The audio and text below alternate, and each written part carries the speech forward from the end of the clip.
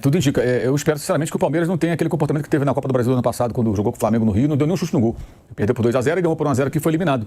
Que o Flamengo vai atacar, é óbvio, né? No Maracanã já seria natural, precisando vencer mais ainda. Então, se o Palmeiras fizer um jogo compatível com o elenco que tem, com a forma como vem se apresentando, um time agressivo, aí tem tudo para ser um jogo bem interessante. Eu acho que existe uma ideia de que o Palmeiras tem sido assim, sempre consistente, e eu acho que isso não traduz a realidade.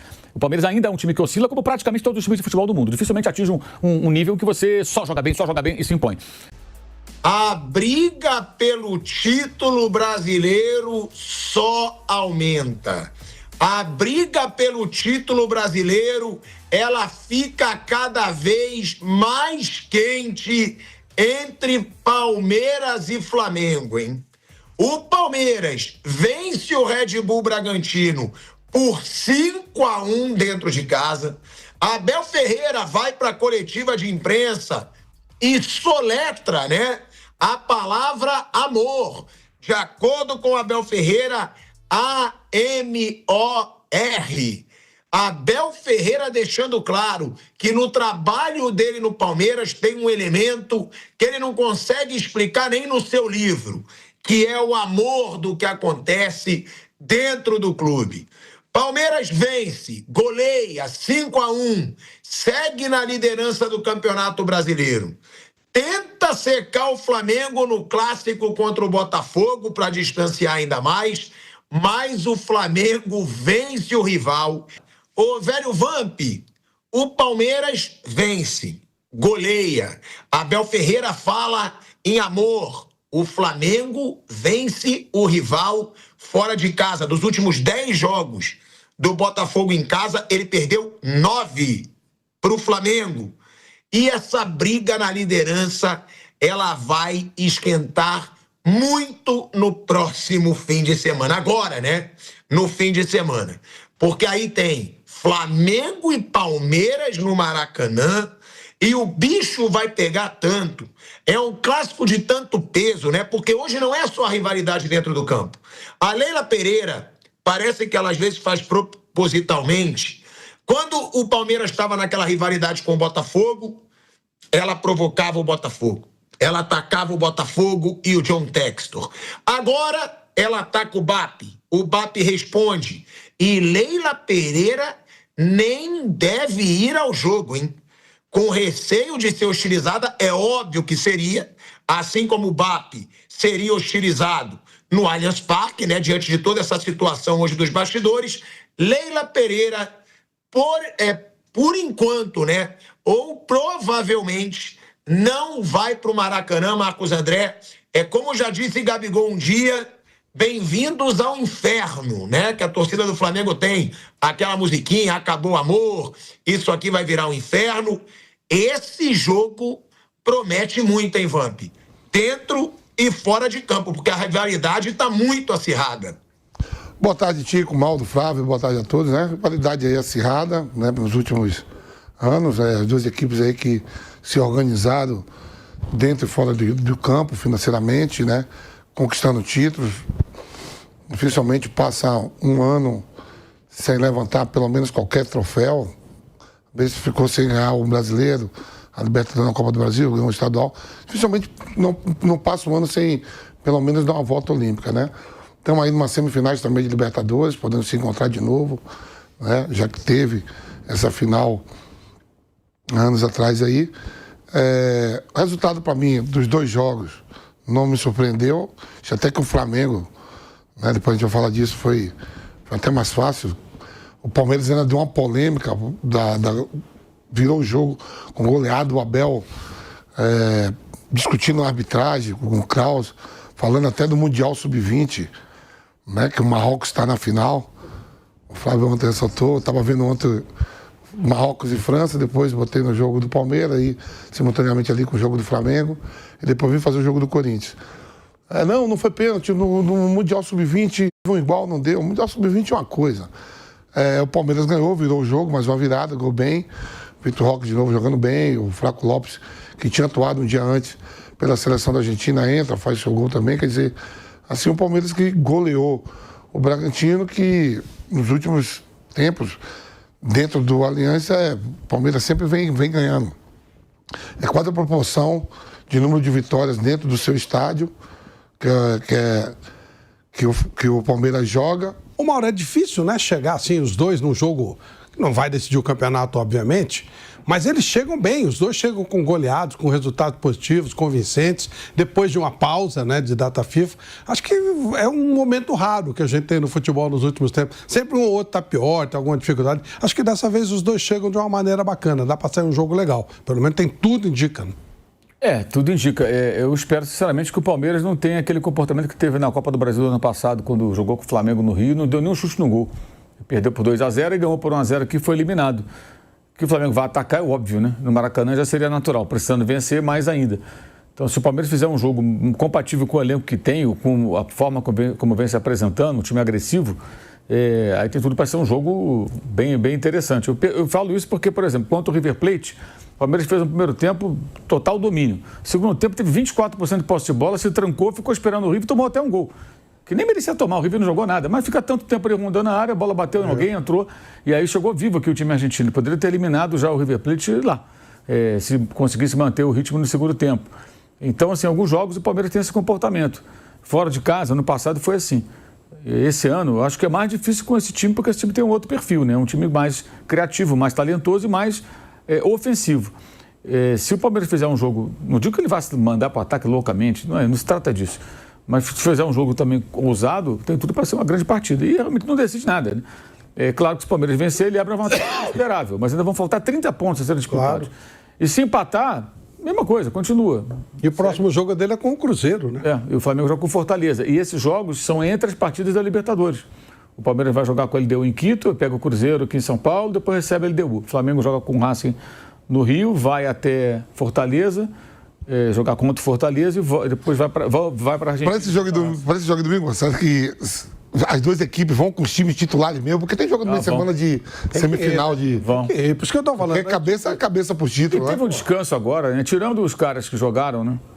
Que pelas seleções, os jogadores ficaram aí... 10 dias. É a melhor justificativa para segurar ninguém, né, Mauro? Esse é o jogo, né? Sim. Esse é o jogo. A grande questão é assim, vai ser lá na frente o Palmeiras e o Flamengo, dependendo dos resultados do jogo de ida, né?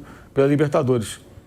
Aí eles vão ter que pensar no que fazer, porque vão ser o jogo com o Cruzeiro aqui em São Paulo, com Fortaleza lá em Fortaleza, eles vão ser entre os jogos da Libertadores. Então, dependendo do que eles fizeram no primeiro jogo, aí pode ter mudanças para o jogo seguinte pelo brasileiro, preocupado com a volta, porque aí você não pode arriscar mais, você não pode ser eliminado. E você vê que está tudo tão equilibrado assim, até olha só como é.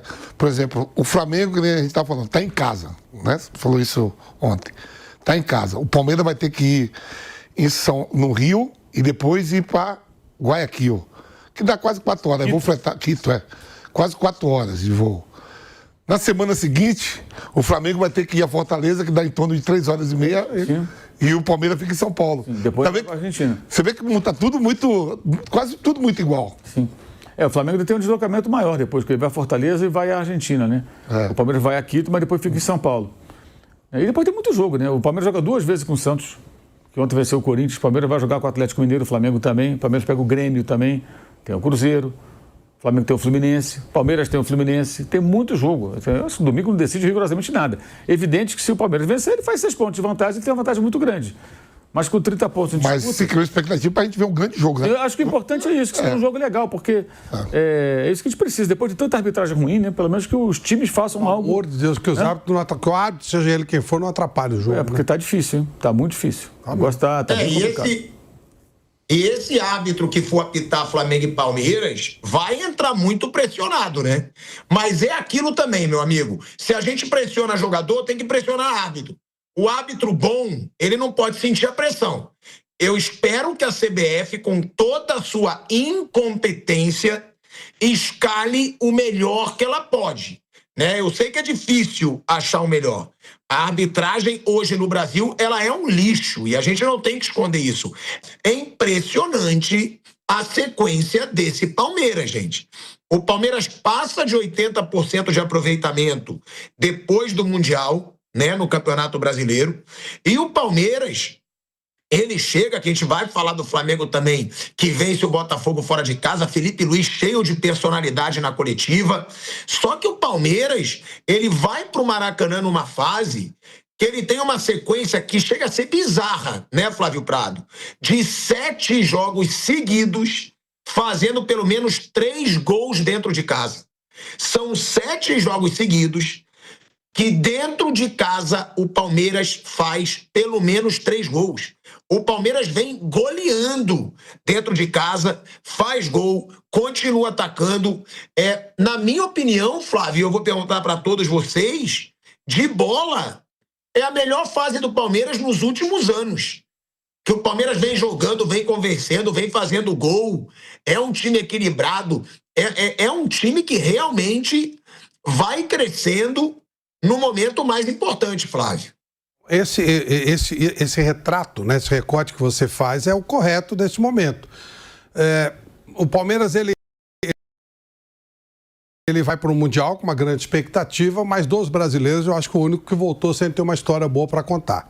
Ele só ganhou do time egípcio, mais nada. Ganhou do Botafogo depois do tempo normal, ganhou, mas foi depois do tempo normal. E aí ele volta e aí sim o time começa a se acertar, pós-mundial. O Flamengo antes estava numa fase ótima. Ontem foi foi você ou foi o Piperno que falou sobre o funcionário do mês? Piperno teve uma sacada ótima. Nós estamos vivendo, e é normal, né? As fases dos times têm um funcionário do mês, né? Teve um período que o melhor futebol era do Bahia, depois foi o do Flamengo, e realmente nesse momento o Palmeiras é o melhor. Mas ainda falta muito tempo. Se o Palmeiras tiver embalo para manter esse nível, vai ser muito difícil que ele seja derrotado no Campeonato Brasileiro. No mata-mata é outra coisa, pode acontecer um jogo ou outro ruim, mas se o Palmeiras conseguir manter esse ritmo, aí, jogando o melhor futebol, que ele está jogando mesmo, melhor que os outros nesse momento, nesse último recorte, aí fica quase impossível vencer. Agora, vai aguentar? Ontem a gente lembrava no Canelada sobre as boas fases, e o Vampeta lembrou, só 2 times venceram 9 jogos seguidos. Né? O Inter e o Corinthians, né?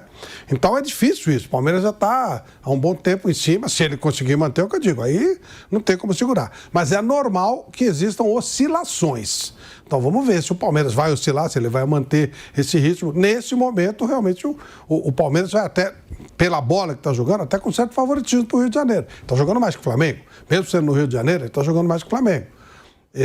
Então vai ser um jogo, no mínimo, de igual para igual, mesmo enfrentando um time poderoso como é o Flamengo, quando joga no Rio de Janeiro, principalmente.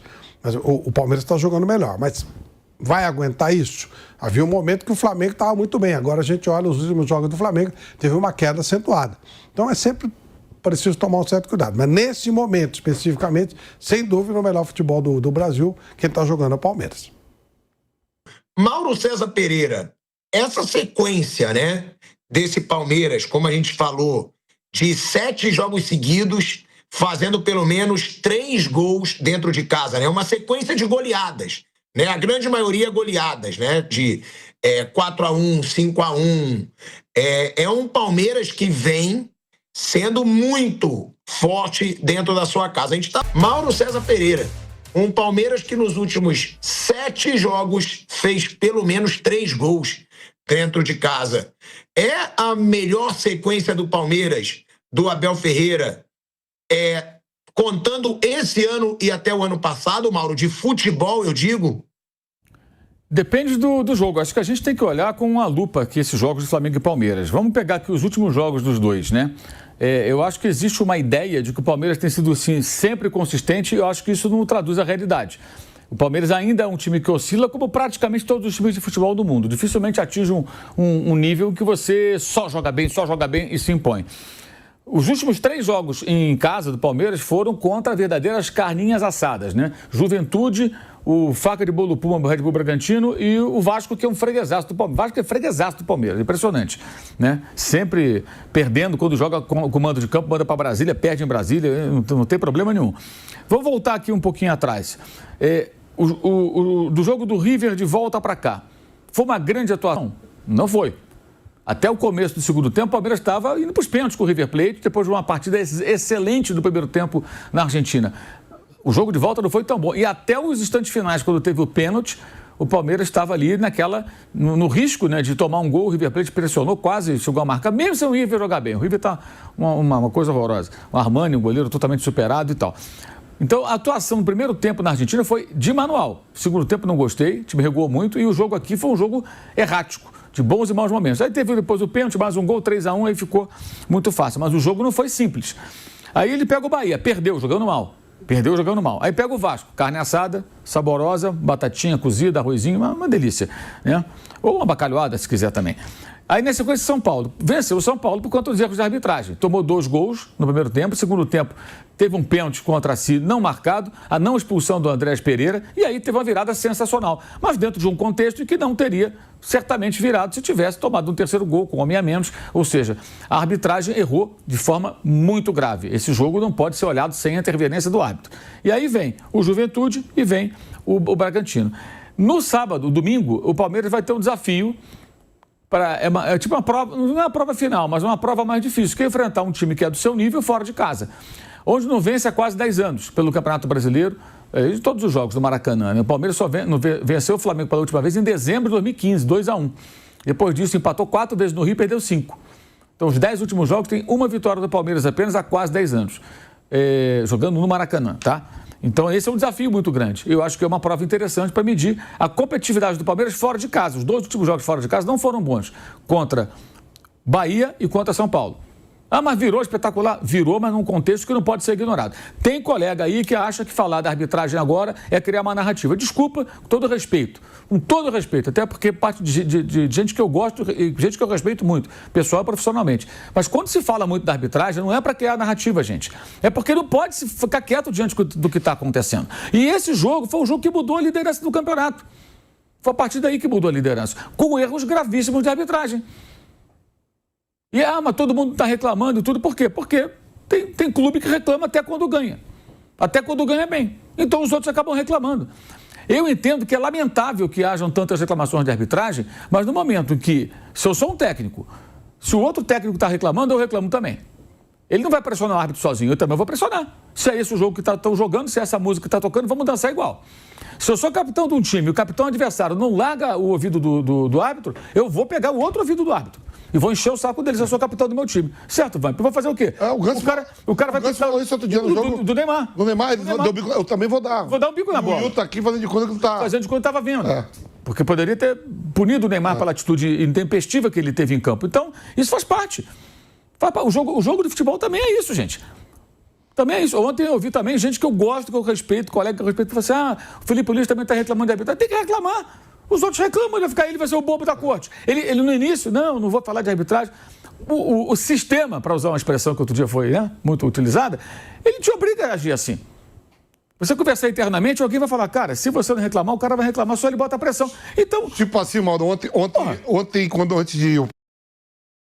Precisa enviar dinheiro do Brasil para o exterior? Conheça a Remessa. Aqui, as transferências internacionais. Isso é...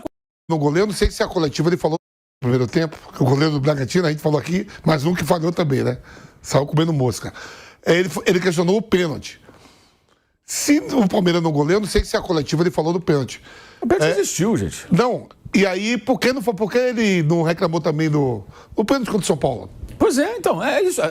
Isso é construir uma narrativa de acordo com o que você acha que deve falar. Então, não é de quem está falando. Claro que existem acessos, tem influenciador, tem alguns colegas da imprensa também que às vezes ficam, enfim, numa situação de defesa incondicional de um lado ou de outro. Mas, peraí, eles têm que falar, gente. Pô, vamos ficar quieto diante disso? Não estou entendendo isso aí.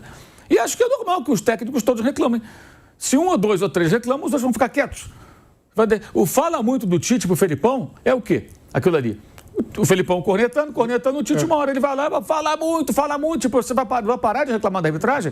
Gente, no Brasil, especialmente, o mandante fica sempre no lado direito do banco de reservas, que é o que corre ali, onde corre o bandeirinha, onde corre o auxiliar. O Flamengo, tradicionalmente, ficava sempre no túnel à esquerda do Maracanã, no antigo Maracanã, que é o lado da torcida do Flamengo, né? Onde ela sempre se concentra, né? Claro, quando joga com um time de outro estado, ela se espalha pelo estádio, mas nos clássicos cariocas, é sempre o lado esquerdo, sempre foi assim desde 1950.